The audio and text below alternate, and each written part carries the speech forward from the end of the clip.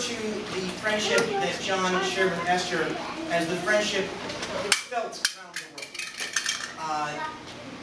The friendship between the two of them inspired Harry Potter lines to win $250,000. It inspired the book The Fault in Our Stars, which has been #1 and #2 in the New York Times best-selling list all year.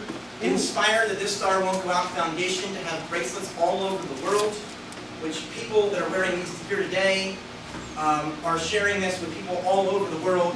And it inspired where we are now. And I want to comment more on that later. But where we are now is Esther Day. John said to Esther, I want to make your birthday Esther Day. And because I'm a very powerful man, I can create a holiday. And I have decided from my mountain in Indianapolis, this is a very mountainous place, that I shall hereby make this Esther Day. Esther, what do you want it to be? And Esther wasn't sure. And then she wrote him back a couple weeks later and said, I want it to be a time for people to tell their friends and family that they love them. It's a holiday that reminds us that we are all going to die. And that while we're here, we have the opportunity to tell the people we love them. Birthday to you. Happy birthday, dear Heather. Happy birthday to you.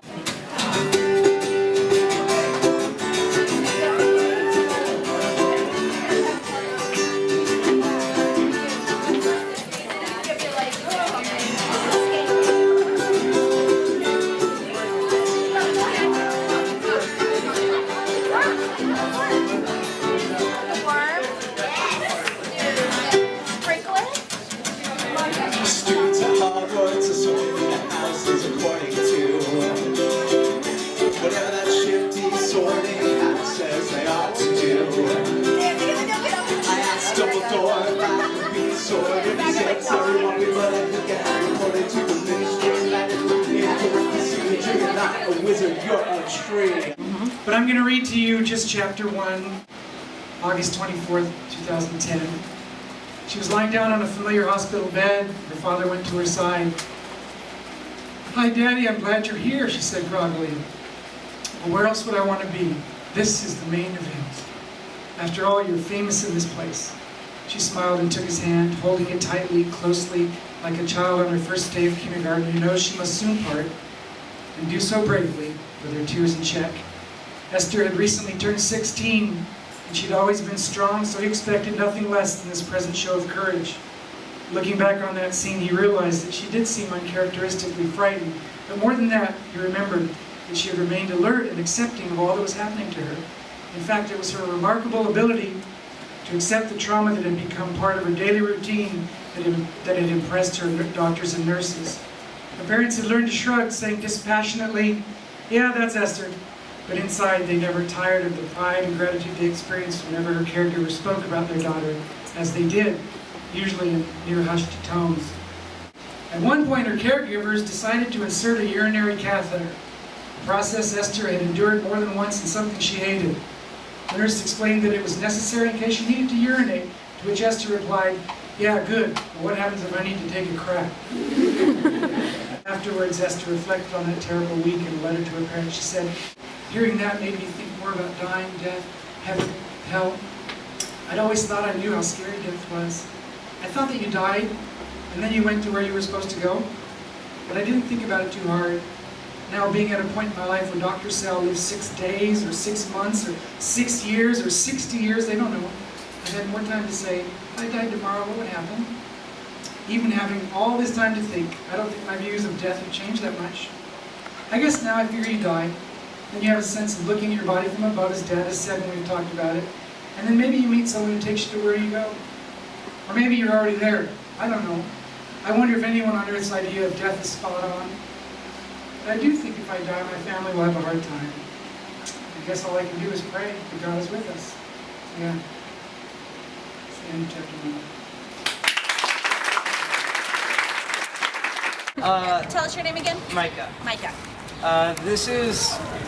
I'm a very lackluster Nerdfighter, and this is my first Esther Day, truly celebrating it, and I felt very welcomed and very included into the group, and I'm very thankful of that. So thank you, Nerdfighteria, and thank you, Esther. I'm sure you can hear me wherever you are. Happy birthday to you. Happy birthday to you. Happy birthday, dear Esther. Happy birthday to you.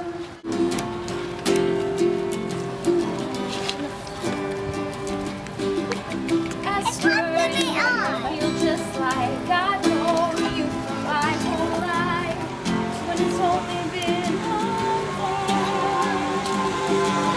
You've changed my life without a doubt, and I know your star won't go out. There's just no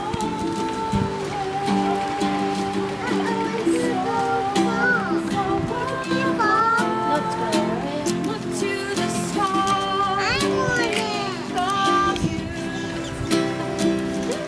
It feels like you're still here. Esther, your love will get us through. From Boston down to Florida, across to Colorado, and on to Santa Monica. Your friends are gathering to sing. Take comfort in remembering much you mean to us. So as I walk on, I look to the stars and think of you.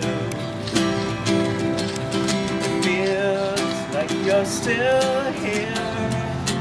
Esther, your love will get us through. You'd be the first to say you're only human, but we love you for everything you are, no matter what.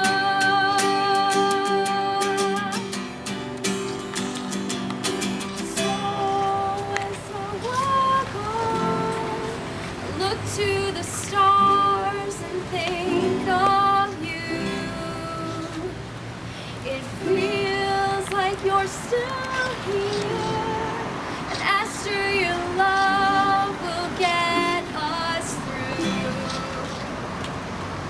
So as I walk on, I look to the stars and think of you. It feels like you're still